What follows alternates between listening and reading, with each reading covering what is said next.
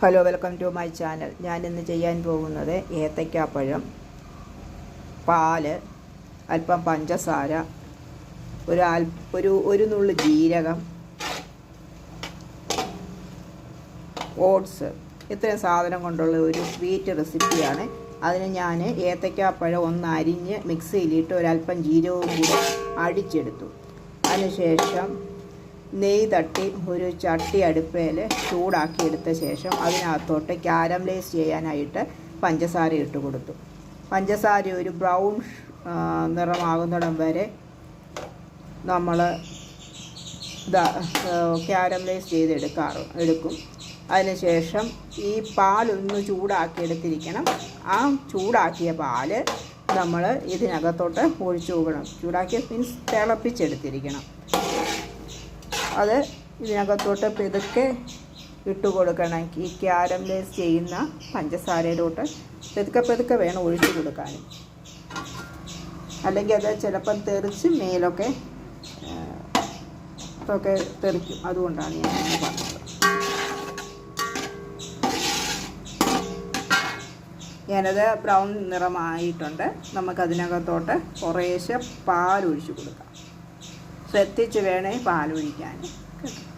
ചൂടായ പാലാണ്, അത് ഒഴിച്ചു കൊടുക്കണം. അപ്പോൾ ഇതിനു മുമ്പേ പാല് തിളപ്പിച്ച് വെച്ചിട്ട് വേണം പഞ്ചാര ഇങ്ങനെ ചെയ്യാനിടാൻ. ചെറിയൊന്ന് ആറിയിട്ട് മതി കേട്ടോ. അത് നമ്മൾ ഒന്ന് ഇളക്കി ഈ കാരമലൈസ് ചെയ്ത പഞ്ചസാര യോജിപ്പിച്ചെടുത്ത് വേറൊരു പാത്രത്തിലോട്ട് ഒഴിച്ച് മാറ്റി വെച്ച ശേഷം ഒരു ചട്ടിയിലോട്ട് നെയ്യ് തട്ടിക്കൊടുത്ത ശേഷം നമ്മൾ അടിച്ചു വെച്ചിരിക്കുന്ന ഏത്തയ്ക്കാപ്പഴവും അല്പം ജീരകവും കൂടാണ് ഞാൻ അടിച്ചേക്കുന്നത്. ഒരു നുള്ള് മതി.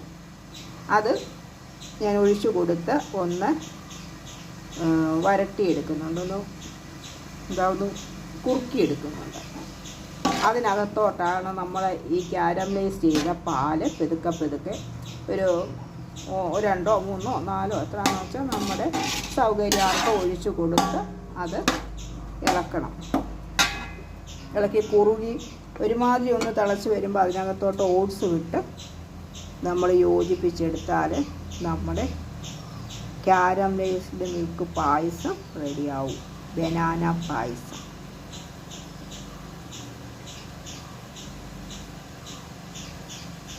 അത് ചുക്കോ ഒന്നും വേണ്ട കേട്ടോ. വേണമെങ്കിൽ നട്ട്സൊക്കെ ഇടാം, അതൊക്കെ അവനവൻ്റെ ഇഷ്ടം. എൻ്റെ കയ്യിലിപ്പോൾ അതൊന്നും ഇല്ലാന്നുകൊണ്ട് ഞാനൊന്നും ഇട്ടില്ല. പിന്നെ ഞാൻ കറുത്ത പഴമാണ് എടുത്തിരിക്കുന്നത്. നന്നായിട്ട് പഴുത്ത് തൊലിയൊക്കെ നന്നായിട്ട് കറുത്തായിരുന്നു ആ പഴത്തിന്. അപ്പോൾ അത് വെറുതെ പോകണ്ടെന്ന് വെച്ച് ഞാൻ ചെയ്തതാണ്. നിങ്ങൾക്ക് ഇതുപോലെ പഴങ്ങളൊക്കെ ഉണ്ട്, വെറുതെ പോകാതെ ഇങ്ങനെ ചെയ്യുക. നിങ്ങൾക്കിത് ഇഷ്ടപ്പെടുകയാണെങ്കിൽ ലൈക്ക് ചെയ്യണേ, ഷെയർ ചെയ്യണം, സബ്സ്ക്രൈബ് ചെയ്യണം. അതുപോലെ ഇത് കാണുന്ന സബ്സ്ക്രൈബ് ചെയ്യാത്തവരുണ്ടെങ്കിൽ ഒന്ന് സബ്സ്ക്രൈബ് ചെയ്യണേ സഹോദരങ്ങളെ. ഞങ്ങളെപ്പോലുള്ള സാധു ജനങ്ങൾക്ക് അതൊരു ഉപകാരമാകും.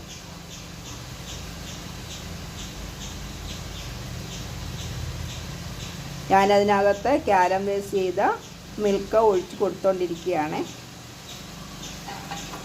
ഒന്ന് ശകലം ഒഴിച്ചു, അത് ഇളക്കി യോജിപ്പിച്ച ശേഷം വീണ്ടും ഒഴിച്ച്, അങ്ങനെ ഒഴിച്ച് അത് മൊത്തം അതിനകത്ത് ഒഴിച്ച് ഇളക്കും. ഞാൻ ഒഴിച്ച് കൊടുത്ത് വീണ്ടും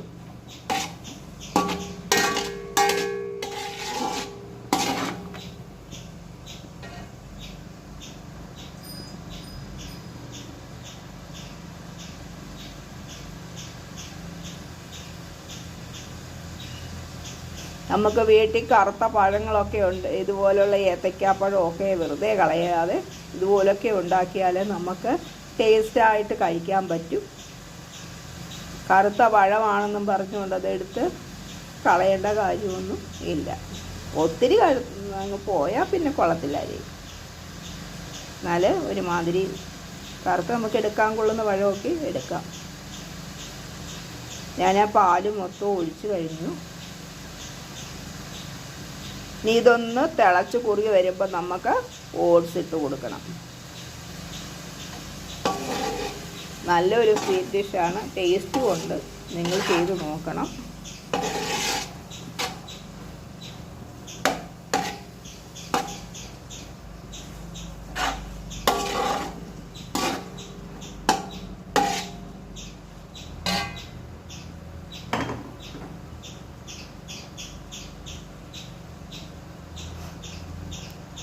ഇത് കുറുകിയിട്ടുണ്ട്.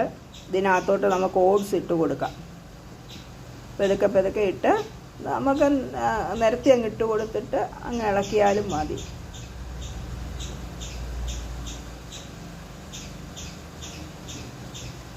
ഇതെല്ലാം കൂടെ ആകുമ്പോൾ നല്ല ഒരു ഇതിനകത്ത് പിന്നെ ഏത്തയ്ക്കായും പാലും നെയ്യും പിന്നെ ഓട്സും ഒക്കെ ഇതിനകത്തൊന്നും നമുക്ക് കഴിക്കാൻ നല്ല റിച്ചായ ഒരു ഫുഡ് തന്നെയാണ്. നമുക്ക് എല്ലാം നമുക്ക് പോഷക സമൃദ്ധമായ ഒരു ആഹാരമാണ്. ഓട്സൊക്കെ നമുക്ക് കഴിക്കാൻ ബുദ്ധിമുട്ടുള്ളവർക്കൊക്കെ ഇതുപോലൊക്കെ ഓട്സ് നമുക്ക് ഉണ്ടാക്കി കഴിക്കാനും പറ്റും. ഓട്സും നമ്മുടെ ഉള്ളിൽ ചെല്ലും, പഴം നമ്മുടെ ഉള്ളിൽ ചെല്ലും, പാല് നമ്മുടെ ഉള്ളിൽ ചെല്ലും അല്ലേ? അങ്ങനെ നമുക്ക് നല്ലൊരു സ്വീറ്റ് ഡിഷ് ഉണ്ടാക്കി നമുക്കത് കഴിക്കാൻ പറ്റും. അതുപോലെ കറുത്ത പഴമാണെന്നും പറഞ്ഞ് കളയാതെ നമുക്കത് ഉപയോഗിക്കാനും പറ്റും. ഇതാണ് ഇതിൻ്റെ മേന്മ.